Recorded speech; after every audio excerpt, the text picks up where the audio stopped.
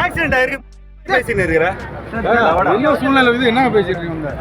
பயங்கரமான கார் விபத்துல சிக்கியிருக்காரு நடிகர் ஜீவா. போதையில மாணவர்கள் மேல தாக்குதல் நடத்தினதா பாடகர் மனோவின் மகன்கள் மேல வழக்கு பதிவாயிருக்கு. பக்காவா பிளான் போட்டு மனைவிய கலட்டி விட்டாரா ஜெயம் ரவி அப்படின்னு அடுத்தடுத்த கேள்விகள் எழுந்திருக்கு.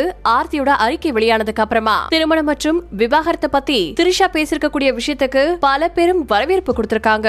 இந்த விஷயங்களை பத்தி இப்ப நம்ம விரிவா பார்க்கலாம். நடிகர் ஜீவா இன்னைக்கு சேலத்துல இருந்து சென்னைக்கு தன்னோட குடும்பத்தோட போயிட்டு இருந்திருக்காரு. அப்போ கள்ளக்குறிச்சிக்கு பக்கத்துல வந்துட்டு இருக்கும் போது திடீர்னு குறுக்கால ஒரு பைக் வந்திருக்கு. அந்த பைக் மேல கார் மோதிடக்கூடாது அப்படிங்கறதுக்காக காரை திசை திருப்பிருக்காங்க. அந்த சமயத்துல கார் திசை மாறி சாலையில இருக்கக்கூடிய தடுப்பு சுவர்ல மோதி விபத்துக்குள்ளாயிருக்கு. இந்த கோர விபத்துல அதிர்ஷ்டவசமா நடிகர் ஜீவா மற்றும் அவருடைய குடும்பத்தை சேர்ந்தவங்க லேசான காயத்தோட உயிர் தப்பிருக்காங்க. கார் நடு ரோட்ல உருண்டதுனால காருக்கு அதிகமான சேதம் ஏற்பட்டிருக்கு. ஜீவாவுக்கும் அவருடைய மனைவிக்கும் காயம் ஏற்பட்ட காரணத்தினால ஜீவா அவருடைய ஃப்ரெண்டுக்கு போன் பண்ணி வேற ஒரு காரை வரவழைச்சு சேலத்துல இருக்கக்கூடிய ஒரு மருத்துவமனையில இப்ப அனுமதிக்கப்பட்டிருக்காங்க. இது ஒரு பக்கம் இருக்க, பின்னணி பாடகரான மனோவின் மகன்களான சாகிர் ரஃபீக் இவங்க ரெண்டு பேரும் மது போதையில கல்லூரி மாணவர்களை தாக்கினதா இப்ப அவங்க மேல வழக்கு பதிவு செய்யப்பட்டிருக்கு. காயமடைந்த மாணவர்கள் கீழ்ப்பாக்க மருத்துவமனையில சிகிச்சை பெற்றுட்டு வந்துட்டு இருக்காங்க. போலீஸ்காரவங்க அவங்க ரெண்டு பேர் மேலையும் வழக்கு பதிவு செஞ்சிருக்கக்கூடிய சூழ்நிலையில ரெண்டு பேருமே தலைமறைவாயிருக்காங்க. மனோவுடைய மகன்களின் ரெண்டு நண்பர்களை மட்டும் போலீஸ்காரவங்க இப்ப கைது பண்ணி விசாரணை நடத்திட்டு வந்துட்டு இருக்காங்களா.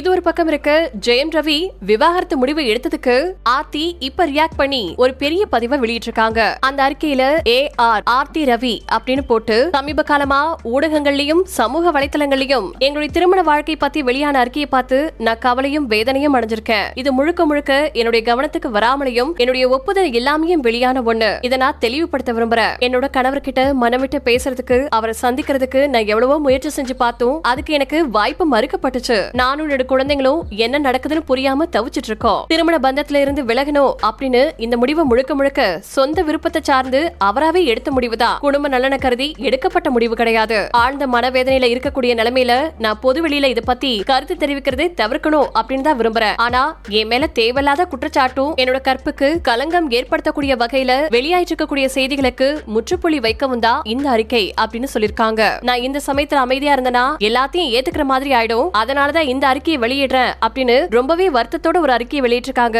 ஆர்த்தி. இந்த அறிக்கை வெளியானதை தொடர்ந்து ஜெயம் ரவி மேல பல பேரும் அவங்களுடைய குற்றச்சாட்டுகளை முன்வைக்க தொடங்கியிருக்காங்க.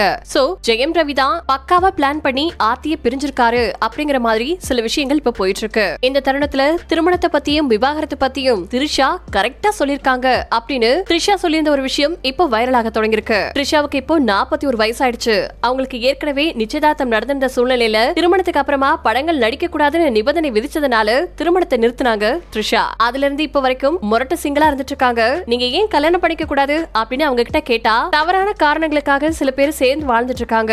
அப்படிப்பட்டவங்களை நான் நிறைய பேரை பார்த்துட்டு இருக்கேன். அதுல சில பேர் என்னோட ஃப்ரெண்ட்ஸும் கூட தான். சில பேர்லாம் அவங்களோட வாழ்க்கையில சந்தோஷமாவே இல்ல. குடும்பத்துல இருக்கக்கூடிய பெரியவங்களுக்காகவும் குழந்தைங்களுக்காகவும் சகிச்சுக்கிட்டு வாழ்ந்துட்டு இருக்காங்க. எனக்கு கணவரா வரவர நான் கடைசி வரைக்கும் பிரியவே கூடாது. விவாகரத்துங்கிற விஷயத்துல எனக்கு உடன்பாடு கிடையாது. அந்த மாதிரியான ஒரு திருமண பந்தத்துல எனக்கு விருப்பம் கிடையாது அப்படின்னு த்ரிஷா சொல்லியிருந்த பழைய விஷயம் இப்போ ரசிகர்களால பாராட்டப்பட்டு ஜெயம் ரவி டிவோர்ஸ் அனௌன்ஸ் பண்ணிருக்கக்கூடிய இந்த தருணத்துல த்ரிஷா சொல்றதுதான் கரெக்ட் அப்படின்னு சொல்லப்பட்டிருக்கு.